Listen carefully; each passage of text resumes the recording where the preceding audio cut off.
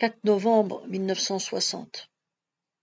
Le général de Gaulle parle de l'Algérie algérienne, qui n'existe pas encore, mais qui sera un jour officialisée. Penché sur mon poste radio à transistor, dans mon PC d'OLED Hammer, entouré par mes sous-officiers au grand complet, nous écoutons, atterrés, les propos du chef de l'État. Aussi, sans renoncer à l'espérance qu'un jour le bon sens finira par l'emporter, et que des négociations générales s'ouvriront à partir de la fin des combats et des attentats, nous allons, avec les Algériens d'Algérie, poursuivre la marche en avant vers l'Algérie algérienne, en attendant que l'Algérie elle-même puisse, par ses suffrages, faire, si elle le veut, que le fait devienne de droit. Ce qui a été commencé sera continué et développé, de telle sorte qu'en fin de compte, la responsabilité des affaires de l'Algérie soit, à tous les étages, assumée par les Algériens. Nous restons muets de stupéfaction. Le FLN à Tunis doit jubiler. Les regards sont graves et nos pensées convergent sans doute. Que sera l'avenir de nos groupes d'autodéfense dans l'Algérie algérienne? Le couteau des égorgeurs certainement. Pourquoi le commandement nous fait-il continuer notre mission? Si l'Algérie accède à l'indépendance, malgré toutes les garanties que le FLN pourrait donner, car ils sont impitoyables entre eux, il faudrait les replier en France, en faire des déracinés sans avenir, de même que les harkis. Quand je me rappelle comment les pieds noirs de Tunisie ont été accueillis par la population métropolitaine, j'imagine les problèmes que connaîtront les futurs rapatriés d'Algérie. Mes amis, votre silence révèle les sombres pressentiments qui vous agitent, tout comme moi par ailleurs. Mais que pouvons-nous faire à notre niveau si ce n'est poursuivre notre mission, obéir aux ordres? De Dieu ajoute, c'est vrai, nous ne pouvons qu'obéir, mais le grand chef ne tient pas ses engagements. Ailleurs, ça se terminerait par un coup d'État militaire. Oui, mais la France n'est pas l'Amérique du Sud, et l'armée française est à la botte du président de la République, chef des armées. Richard réagit à son tour. À force de prendre des coups de botte dans le cul, un beau jour l'armée se rebiffera. Il ne croyait pas si bien dire. Je mets fin à la conversation qui commence à être scabreuse. Arrêtons de faire de la politique fiction. N'oubliez pas que demain matin, la promotion en totalité part sur le terrain pour une fouille complète du secteur d'Ouladamer à Ouladaïssa, en direction du nord. Chatoise, envoyez un message au 1er bataillon pour les avertir de notre mouvement. Perception des armes et des munitions à 7 heures. Départ 8 heures précises. Vous pouvez disposer. Allongé sur ma couche, je rumine des pensées amères. J'ai encore 2 mois à passer sous les drapeaux. Je ferai pour le mieux, mais il va falloir que je trouve le temps de m'occuper de mon retour à la vie civile au sein de l'éducation nationale. Je dois absolument obtenir l'exéat de l'Académie d'Aisne et l'INEAT pour celle de Grande Kabylie.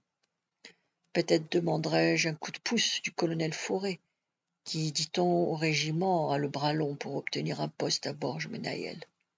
Il n'est pas question d'être encore séparé de ma famille. Après, nous verrons. Nous composerons avec les événements. Il faut être fataliste comme les orientaux.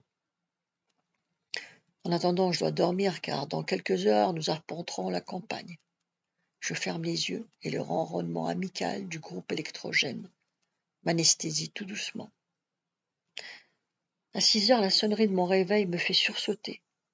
La région baigne ce matin dans un brouillard épais qui limite la vision à une vingtaine de mètres. Voilà qui n'est pas ordinaire. Vous avez vu cette saloperie de temps? Grommelle Pochon. On va se perdre dans une purée de pois.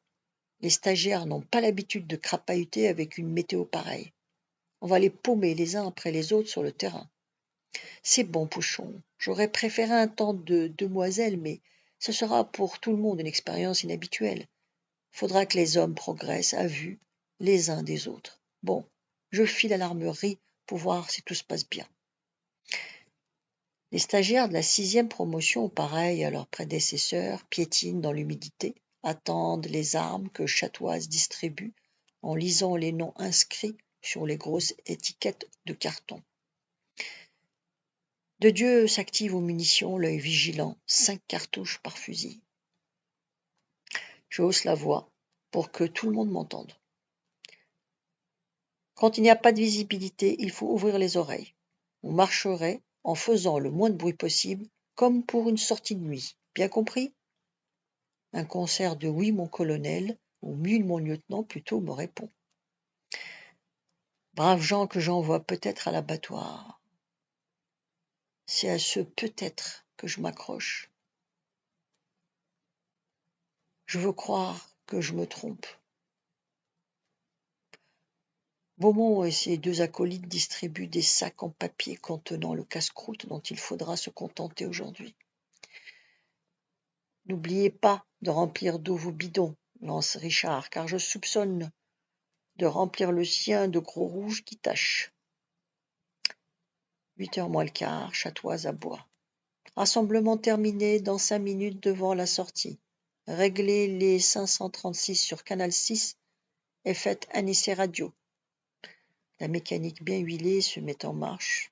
Avant de partir, je donne l'ordre à Barthélemy, qui reste au poste avec le groupe de sécurité, d'autoriser le trafic des hommes et des personnes et des taxis sur Bojognaïel si le soleil disperse les brumes. Les contours cotonneux du village se précisent avec difficulté. Les chauffeurs, qui font déjà chauffer le moteur diesel de leur antique Peugeot, rouspètent, mais se taisent quand je m'approche d'eux. Moteur coupé.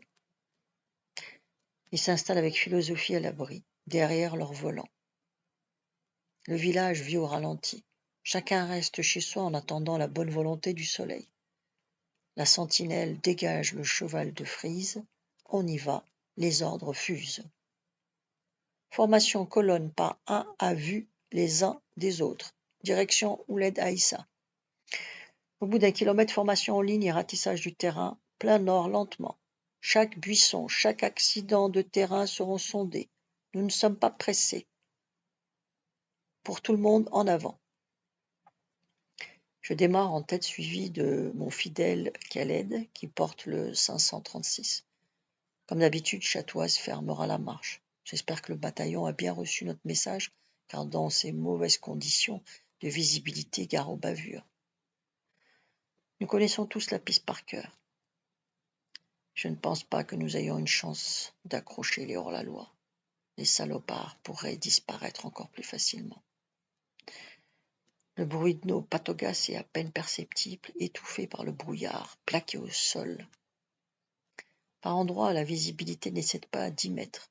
Nous sommes plus de 60 et j'espère que personne ne se garera en route, à commencer par moi. Je distingue au dernier moment le début du premier grand virage à partir duquel nous devons quitter la piste, changer de formation et commencer notre lente fouille vers le nord.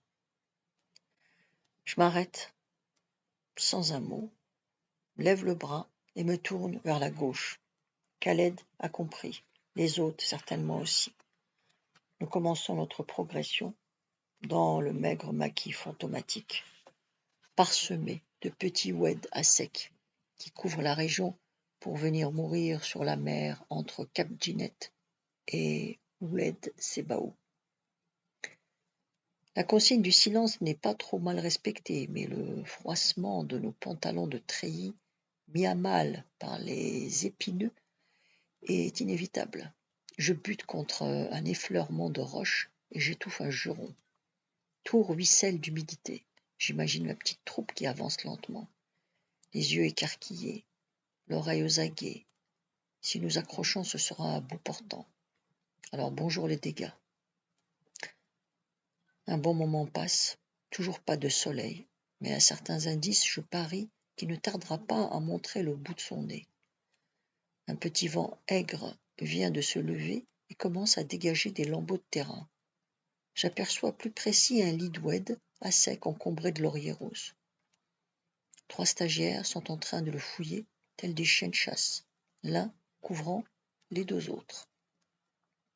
Soudain, sans avoir frappé les 3 coups, comme par magie, un rayon, puis sans autre lève le rideau de scène et le soleil inonde le théâtre de notre opération, éblouissant. Son caprice est terminé. J'observe mon dispositif en clignant des yeux. Tout va bien, et dans l'ensemble les hommes forment une ligne quasi continue à l'échelle, à laquelle rien, le cas échéant, ne pourrait échapper. À 200 mètres environ, Chatoise me fait un signe de la main, auquel je réponds. À présent, c'est un vrai plaisir. Et mon petit creux à l'estomac me susurre que dans 1 heure ou 2, on pourrait casser une petite croûte. C'est presque la belle vie, n'est-ce pas? J'aperçois un flottement au centre du dispositif. C'est le groupe de 2 dieux qui est en train de passer au peigne fin un ravino s'ouvrant comme une déchirure à flanc d'ouest. Vers l'oued. Je l'entends gueuler. « Halte, Ben Ali va chercher le lieutenant. » Je me porte vers le harki qui se dirige vers moi au pas de gymnastique. Il me rejoint vite, essoufflé. « Que se passe-t-il, Ali ?» Mon lieutenant, le stagiaire Faraji, a remarqué quelque chose d'anormal au pied du ravin. Il croit que c'est l'ouverture d'une cache. Viens voir. À mon tour, coude au corps, suivi de Khaled, je rejoins 2 dieux qui observent à distance respectueuse, le doigt sur la détente, la partie supérieure d'un vieux cajot rempli de terre et de végétation qui émerge de quelques centimètres. En effet, c'est bizarre. Et Ferraggi, excité, me montre des traces de patogas sur la terre humide. C'est une cache de pelouse, mon lieutenant. Doit avoir du ravitaillement. Peut-être même autre chose. J'observe les empreintes fraîches. Nous avons dû les déranger dans leur travail. À cause du brouillard, ils nous ont entendus au dernier moment et ont plaqué leurs marchandises à toute vitesse. Dans leur précipitation, ils ont mal remis le couvercle, qui devrait se confondre avec la végétation ambiante, et se sont évanouis dans la nature. Très bien, Ferraggi, tu as de bons yeux. Très bien aussi à 2 dieux, qui a rendu compte avant de faire quoi que ce soit. Je vais faire de même et contacter le PC pour annoncer que nous allons exploiter ce que je crois être une cache. Par radio, je contacte le commandant Migueli qui me demande mes coordonnées et me propose des renforts. Inutile. Tout mon effectif est sur le terrain. L'exploitation d'un cas concret par les stagiaires est excellent pour leur formation. À vous. Démerdez-vous et venez pas pleurer si vous avez de la casse. Terminé. L'animosité entre nous vient encore d'augmenter d'un cran. Je m'en fiche éperdument. Perplexe, je me demande comment je vais procéder. Il me faut prendre des précautions. Dans un premier temps, je donne l'ordre à Chatoise, par 536, de rappliquer avec sa troupe. En quelques minutes, les stagiaires me rejoignent au grand complet et je les mets au courant de la situation. Tous se taisent et les regards brillent. Enfin un peu d'action. Mettez-vous en cercle, à 25 mètres autour de l'ouverture. Canon à vos armes en l'air. J'ai pas envie d'être canardé. Pas de doigt sur la détente. Ils obéissent en silence. Certains mettent un genou à terre et attendent la suite des événements.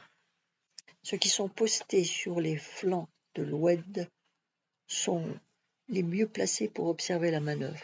J'espère bien trouver quelques quintaux de ravitaillement, peut-être des vêtements ou même des armes. Je peux toujours rêver, mais il faut commencer par faire sauter le couvercle. Je vais y balancer une grenade, propose de Dieu en faisant un pas en avant. Restez en place et couvrez-moi. C'est à moi de le faire. Il n'y a certainement personne là-dessous. Je confie mon arme à Khaled pour ne pas être gêné dans mes mouvements. Je m'approche du cajot, juste à mes pieds. J'ouvre mon porte-grenade et j'y cueille une offensive que je dépose sur le sol. Il me faut, dans un premier temps, soulever le couvercle pour y glisser mon cadeau. Dire que je suis très calme serait exagéré, les battements de mon cœur s'accélèrent. Je me penche, je saisis à 2 mains les bords de la caissette pleine de terre. Elle pèse très lourd. J'essaie, avec effort, de la faire bouger. Elle vient petit à petit et j'aperçois soudain derrière une zone d'obscurité. je lâche le tout précipitamment. S'il y a un gus planqué dans la cache, car maintenant je suis persuadé que c'en est une, il va tirer à bout portant sur ma silhouette qui se découpe dans l'encadrement, et ça va être ma fête.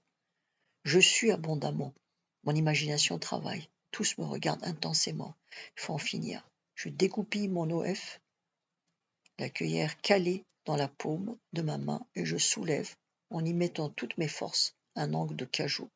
10 centimètres, c'est suffisant pour glisser ma grenade qui disparaît en fusant.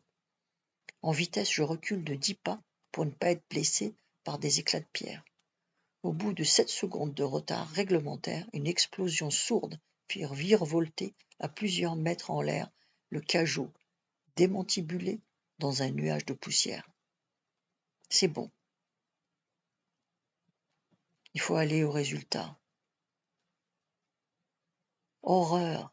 Une main sort de la cache et balance à quelques mètres de moi une grenade.